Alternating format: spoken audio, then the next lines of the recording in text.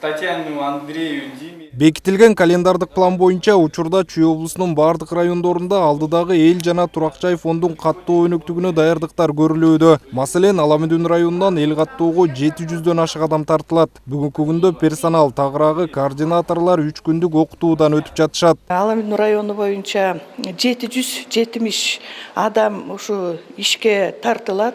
Анын ичинде 13 координатор, 68 инструктор-контролер, 700кө жакын переписчиктер, то есть ошо каттоо жүргүзө турган жумушка тартылат. Булар кимдер? Булар көбүнчө мугалимдер, квартальныйлар, жумушу жок ошо айыл ичиндеги студенттер. Координаторлор үчүн 21 февралда башталган тренингдер 24-ндө жыйынтыкталат. Андан соң текшерүүчүлөр жана каттоочулар окутулат. Азыркы учурда облустагы бардык айыл өкмөттөрдө каттоо бөлүмдөрү ачылган. Алар заманбап техника жана керектүү шаймандар менен камсыздалган. Бул координаторлор жакшылап үйрөнүп, окуп алып эметкенден кийин жанакы мобильный тиркеме менен өтөт ушунун баары. Анан ушул координаторлор инструктор-контролерлорду окутат.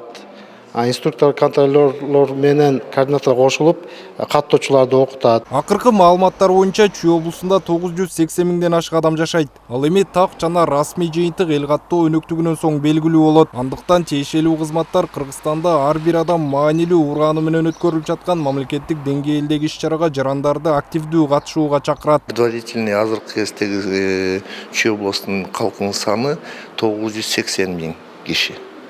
Ушул каттоонун негизинде ушул элдин калкынын саны дагы ошондо туура такталат да. Календарный пландар каралган. Ошонун негизинде бүт Чүй областында 4 жерде координаторлорду окуу жүргүзүлүп атат.